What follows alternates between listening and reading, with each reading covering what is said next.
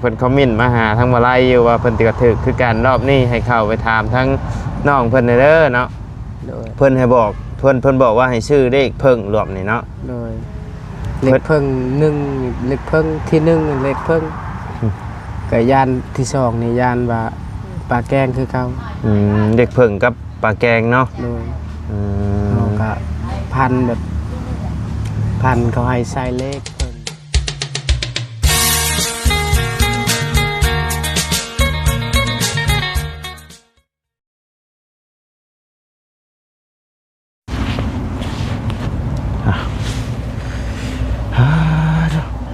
อาจจะเห็นหน้าแดดพี่น้องเลยเบอร์นี้เนาะปกติเปิดคลิปมานี่ผลดินย่อยอยู่เนาะพี่น้องเลยเปิดคลิปมาเมื่อนี้ก็เห็นหน้าแดดแน่พี่น้องเลยกะสิคายยีดอกเนาะเมื่อนี้บางบ้าคือสิบตกพี่น้องเลยเมื่อนี้เนาะเอาเมื่อนี้กะแบะเข้ามาหาทั้งน้องฮังกับน้องเจืองเพิ่นก้อนเนาะพี่น้องเลยมี FC เพิ่นให้เข้ามาหาลายอยู่ได้พี่น้องเลยโอ้น้องเพิ่นบอกเด็กแม่น2 งวดแล้วเนาะ เอากันเลยกับทักทายสบายดีเด้อเนาะพ่อแม่พี่น้อง FC เบิร์ดชุกูสู่คนเนาะบ่ว่าอยู่ในและต่างประเทศก็ยินดีต้อนรับเข้าสู่ช่องบ่ไลคือเก่าเนาะพี่น้องเลย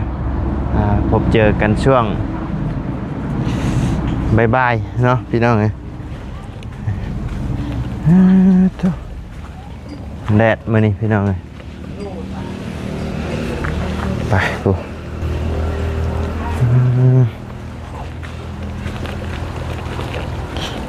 เจืองไปใช่ฮะไปลิ้นไปอยู่ในบ้านพวกปลูกแล้วบ่พักในนี่นะปลูกแล้วปลูกแล้วปลูกแล้ว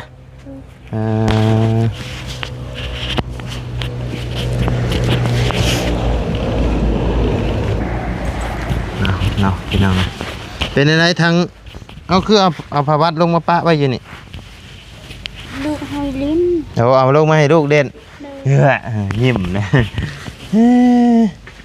ยังติดแขนเพิ่นมันเป็นปานบ่นี่นะเจ้ายังทาใช่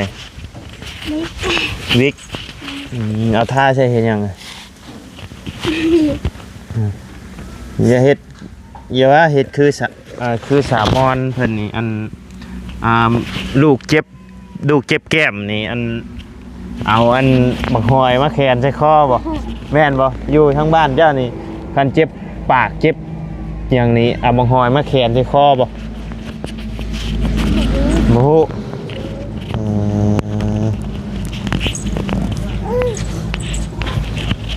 ฟันดีอยู่บ่พันดีอยู่บ่มื้อนี้เจืองพันอีกเลยบ่โอ้ใจเด้เนาะโอ้แม่นได้เพิ่นบอกฮะ2 งวดช้อนเนาะอันงวดเมื่อกี้นี่เพิ่นถึกบ่ถึกเท่าไรน่ะ10,000เด็กขี้เข็บมันนะเด็กมาก็ถึก 10,000เด็กขี้เข็บก็ถึก 10,000โอ้ดวงดีได้นี่เนาะกระต๊อบนำโชคเลยนี่พี่น้องเลยกระต๊อบนำโชค2 งวดช้อนเลยเนาะ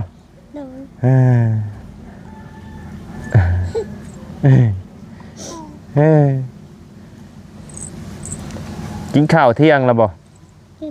ได้ยังกินไข่กินไข่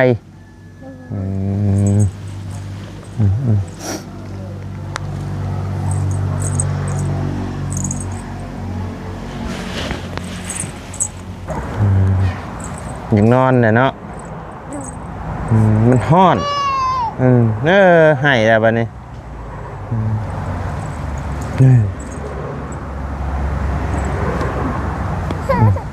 เพิ่นบ่สบายบ่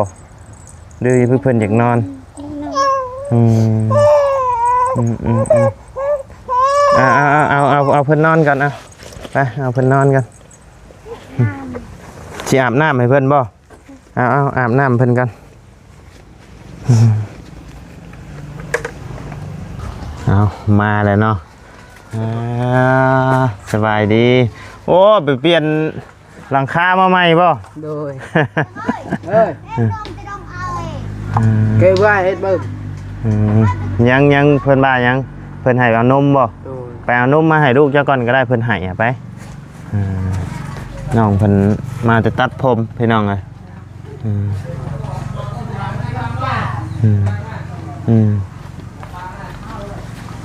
เพิ่นอยากกินนมให้เพิ่นกินนมนอนก่อนอยู่หันเพิ่นให้พี่น้องเลย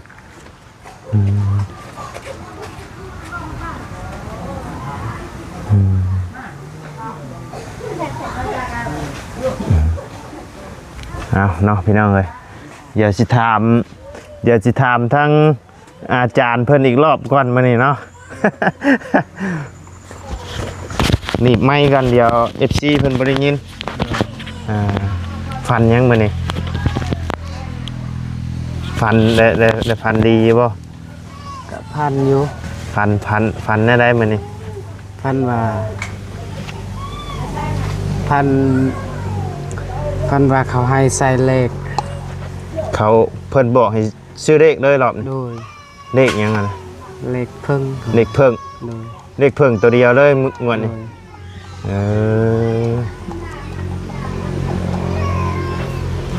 เจ้าถือว่าอันมือไอเด็กกี่เก็บ โดยทึก ถือเท่าไหร โดย8แสน ถือชื่อ10,000คือเก่า โดย ค่อยกระถือค่อยถือ20,000 โดย มีทำทีมงานถือน้ำลายคนในงวดนี่ โดย แล้วก็ FC ผู้ที่เพิ่นเบิ่งเพิ่นซื้อตามก็เพิ่นกระถือ โดย เพิ่นคอมเมนต์มาหาทั้งมาไล่อยู่ว่าเพิ่นกระถือคือการรอบนี้ให้เข้าไปถามทั้งน้องเพิ่นเด้อเนาะ โดย เพิ่นให้บอกเพิ่นบอกว่าให้ชื่อเลขเพิ่งรวมนี่เนาะ โดยเลขเพิ่งหนึ่งเลขเพิ่งที่หนึ่งเลขเพิ่งกับยานที่สองนี่ยานว่าปลาแกงคือเขา เลขเพิ่งกับปลาแกงเนาะ โดยเขาก็พันแบบพันเขาให้ใส่เลขเพิ่งเขาว่าอยากเขาอยากนอนแล้วเขาบอกตลอดเลยนอนแล้วก็บอกตลอดเลย นอนแล้วก็บอก ด้วยแล้วว่าเลขเพิ่งเด้อแล้วว่าเขาว่าภาษาเฮานี่ว่าเลขเพิ่งเด้อบัดนอนยังบาทหนึงนี่เห็นจักมียังลายอันนี้เป็นร้อยเป็นพันตัวแบบพันว่าเฮาอ่ะนะเป็นพยาธิเป็นหยังแบบนั้น อยู่ในท้องบ่ บ่มอยู่ในตัว มันอยู่ในโตฮะ ด้วยก็นั่นแหละว่ายันและยันเพิ่งนั่นแหละ เพิ่งอันนั้นเนาะเป็นร้อยเป็นพันโตเด้ เลย เออ มือแรงนี่ก็สิใช้ ใส่เลขเพิ่งเนาะ โดยเพิ่งกับปลา ถึก แก้ ชองงวดช้อนน่ะได้นี่เนาะ โดย กระต๊อบนำโชคได้นี่ โดย แต่มานอนอยู่นี่ก็ถึกเด็ก2งวดช้อนน่ะเนาะ โดย ดีใจนำพี่น้องนะคันถึกนำงวดนี่ซื้อส่งกับเสือให้สุดใหม่เลยงวดนี่ สิพาไปเลือกอยู่ตัวไออันตลาดดงเลย โดย กันถึกงวดนี่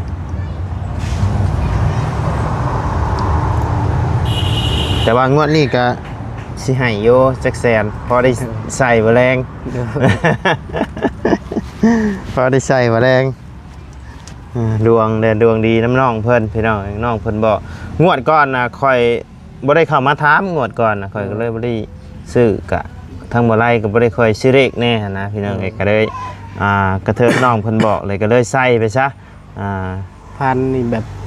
พันเป็นโตเลยเป็นสัตว์เลยพัน พันรอบนี้นะ รอบก่อน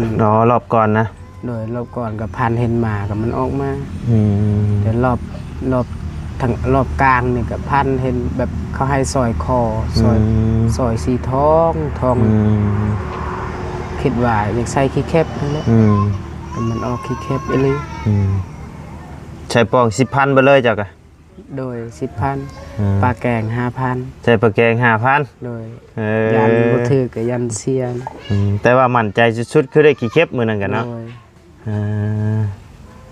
โดยใส่หลัก4บัดออกหลัก5 ใช้ลักซี่ออกลัก5 โดย โอ้ยเนาะสิหลายเด้เกือบแล้วเนาะ โดย ไอ้รอบนี้มักรักยังใช่ ชักและหลักไงเขาบ่ได้บอก เพิ่นบ่ได้บอกมีแต่ว่าเด็กเพิ่งเนาะเพิ่นบอกเนาะแบบตาเฮานี่หลับจนเซ้ยตาบ่ฮู้หยังเลยตาแต่ใจมันคิดตลอดว่าให้ใส่เหล็กเพิ่งกะที่ใส่ลองมึงจักสิถึกหรือบ่ มันก็เสียงดวงเห็นเนาะพี่น้องไงเสียงดวงนี่แหละโอ้ไปบอกถึกทุกงวดนี่ก็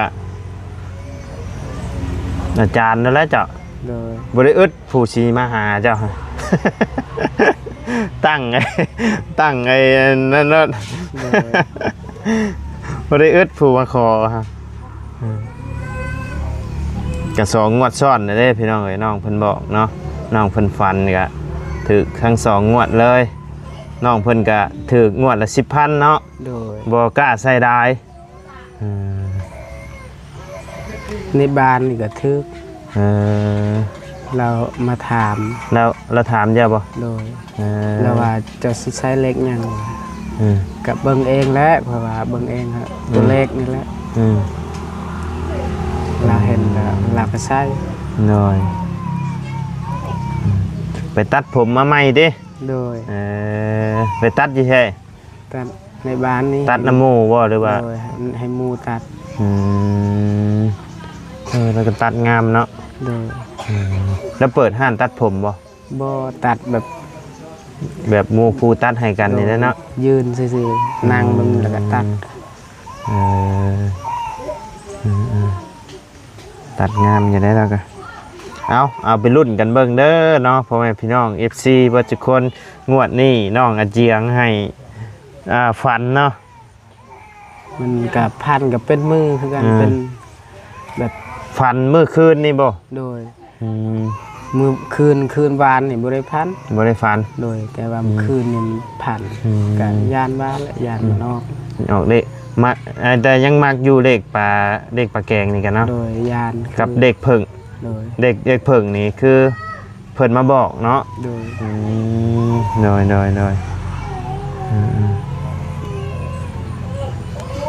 เอาไปเสี่ยงกันเบิ่งพี่น้องมื้อนี้กะมือบรรชุกเด็กลาวมื้อนี้กะเนาะเสี่ยงดวงเสี่ยงวาสนาเบิ่งอีกพี่น้องคัน3งวดซ้อนนี่ปะอาจารย์นั่นแหละนี่พี่น้องเอ้ยวันนี้ได้พี่น้องเอ้ยแบบว่าอันมาอยู่ที่ทางหม่องอันมันเพิ่นให้โชคให้ลาบก็มีเนาะโดยกระ2งวดซ้อนเลยเด้โดยเป็นได้ดินทั้งบ่เชียงเพิ่นตกลงบ้านใดได้ชื่อขายกันบ่โดยระว่าได้ซื้อขายในราคาเท่าไหร่เพิ่นว่า20 ล้าน20 ล้านโดยแต่ทั้งบ่เชียงเพิ่นว่าได้ใช่บ่เชียงคอแบบ16คูณ12 16คูณ12โดยแต่ก่อนเขาว่า15คูณ12 15คูณ12โดยแต่บาเสียงคอ16คูณ12 16คูณ12เนาะนั่นแหละบ่เสียงขึ้นมาพุ่นละโดยวางเงินแต่ว่าทางบ่เสียงก็รับปากว่าชื่อแล้วบ่โดยนี่แต่ว่าเราขึ้นมาแหละจ่ายเงินจ่ายหยังเนาะเอาเพราะว่านี่ยังมาลงซื้อเป็นของน้องอาเจียงกับน้องหั่งพี่น้องเลยเอาดีอกดีใจน้ำพี่น้องเลยวันนี้เนาะดินตอนที่4ถือว่าผ่านพ้นไปได้ดีลูกเจ้าเป็นยังเพิ่นบ่สบายบ่เรากินข้าวเรากินโอ้เพิ่นป้อนข้าวบ่ป้อนข้าวแล้วให้เนาะทั้งกินทั้งให้พี่น้องเลยกินน้ำให้น้ำ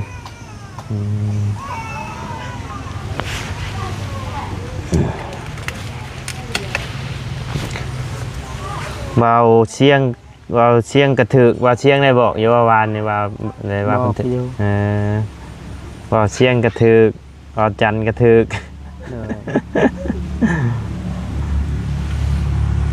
ถึก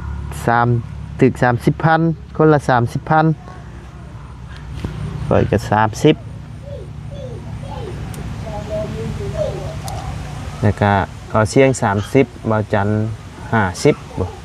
เพิ่นใส่ ยันลุงเฮิมมันหลาย ลุงเฮิมถึกแสนหนึง ฮ่า ลุงเฮิมถึกแสนหนึงข่อย30บ่เสียง30บ่จัน50ได้อยู่2 ล้านปลายเขาก็ โดย เอารอรุ่นกันเบิ่งอีกมื้อนี้พี่น้องเอ้ยเด็กปลาแกงกับเด็กเพิ่งเด้อพี่น้องเด้อ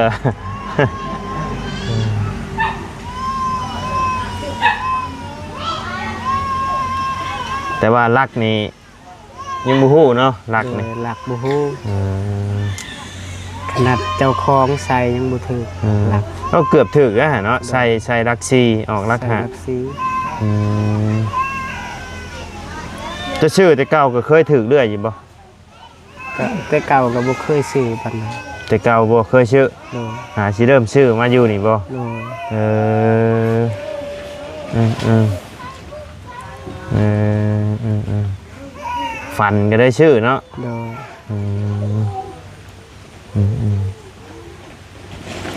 เบาบุญนะมาถามเจ้าอยู่แต่บ่ชื่อ โดยบ่บุญก็บอกแล้วว่าโอ้ยปลุกใจเด้ว่าอยากซื้อก็บ่ซื้อแล้ว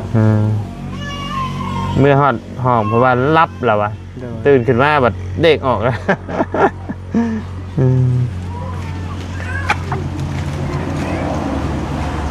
EFC เพิ่นน่ะว่าไล่เข้าไปหาน้องเจืองอีกในเด้อว่าถามเพิ่นในเด้อมื้อมันชุกนี่ออกเด็กยังวะ ฝันดีบ่วะเพิ่นโทรมาหาว่าไล่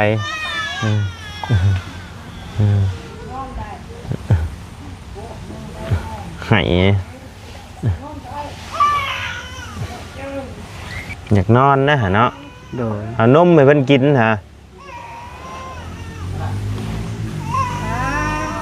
พูดแล้วบ่ล่ะบ่เข้าให้เขายังแล้วบ่ล่ะบ่ ยัง ยังอยู่ โดย ผ พ่ ล อแม่ก็หากฮูดบึนมื้อนี้ มันผลชาญสิเช้าตกมื้อนี้เนาะ โดย เป็นไรทั้งอ้ายเจ้าอันเมียเรากลับมาแล้วบ่ บ่ บ่ได้กลับเลยเนาะ โดย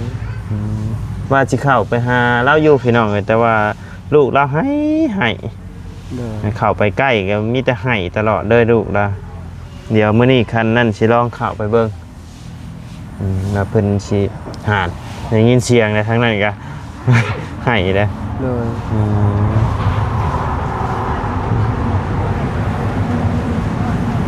เราสิเข้าไปหาน้องเพิ่นอยู่ว่าเป็นแนวใดเนาะ โดย เป็นมาแนวใดปะห่างกันแนวใดเนาะแต่ว่ามายามใดลูกเพิ่นให้เพิ่นบ่อยู่บัดนี้ก็กินนมป่องแล้วบัดนี้เนาะ โดย กินนมกล้องพี่น้องเพราะว่าแม่เพิ่นก็บ่ได้มาเยี่ยมมายามเลยเนาะ บ่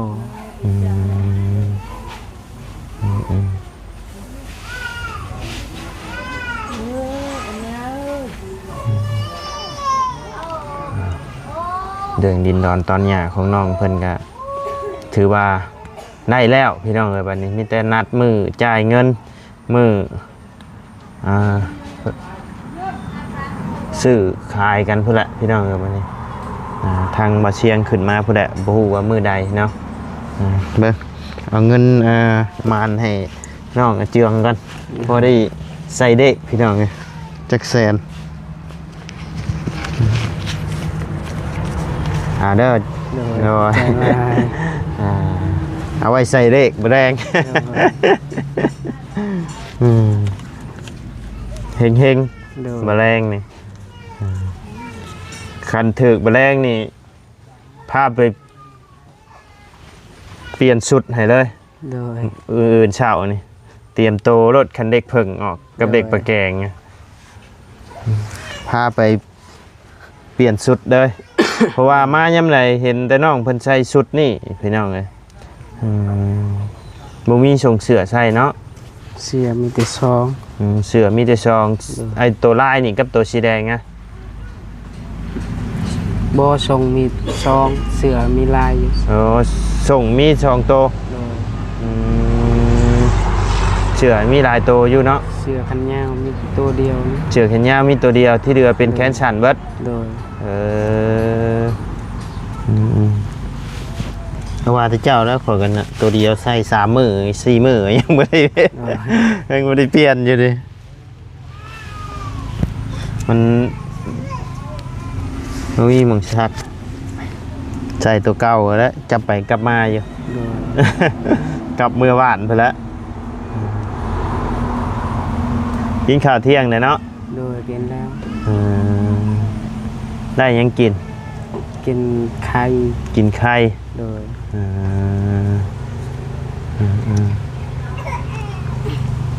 โอ้คันถึกอีกงวดนี่นี่สิง่ายหม่องอยู่บ่นี่เนาะอยู่นี่เลยแหละอยู่นี่เลยบ่คันถึกงวดนี่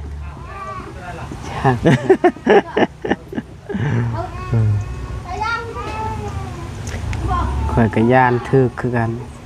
พันคืนนี้พันดี พันคักกันดีเนาะ โดย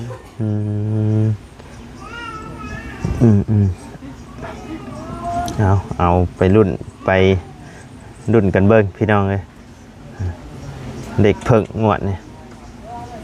สิใช่โตเท่าไรบ่แดง ก็10,000นั่นแหละโอ้อยากใส่ลาย เอาเด็กเพิ่งนี่100,000นี่ใส่โตละ30ไปเลยนี่ โดย อืม เป็น90 เป็น90 โดย เดือน10,000นั่นก็แบ่งใส่ไปเลย โดย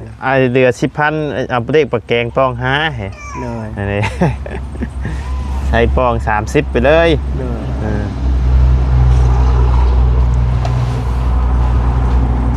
ก็แล้วแต่เจ้าเด้อนี่เด้อ สำหรับข่อยนะครับลองเบิ่งว่าสิถึกบ่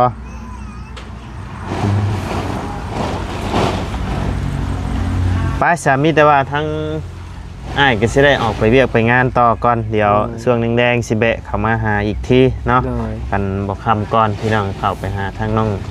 งัวกับเพิ่นก่อนพี่น้องเอ้ยสบายดีเด้อน้องเด้อโดยมาขอไม้หน่อยไปพี่น้องเลยผู้คำตอบแล้วพี่น้องเลยเมื่อนี้เนาะ ทาง FC เพิ่นให้มาถามเนาะไปซะพี่น้องเลยสำหรับคลิปนี้ทางบ่ไลก็สิได้ขอจบคลิปปิดคลิปลงไว้เพียงสำนี้กันเด้อพี่น้องเด้อขอบคุณพ่อแม่พี่น้องและ FC เบิร์ดสุคนเนาะที่เข้ามาติดตามนะครับชมทางช่องบ่ไลเนาะสำหรับคลิปนี้ไปเด้อพี่น้องเด้อสบายดี